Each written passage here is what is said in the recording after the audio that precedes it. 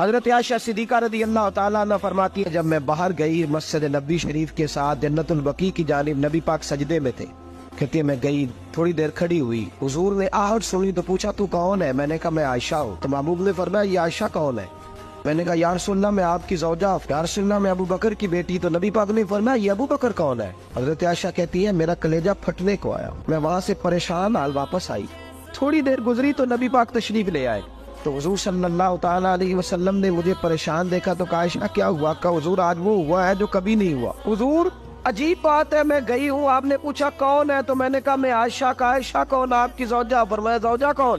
ابو بکر کی بیٹی۔ کا ابو بکر کون؟ پر لفظ سنو حدیث کے، نبی پاک نے فرمایا عائشہ لی مع اللہ وقت، میرا اپنے اللہ کے ساتھ ایک وقت ہوتا ہے، اس وقت نہ وہاں کوئی فرشتہ آ سکتا ہے نہ کوئی نبی۔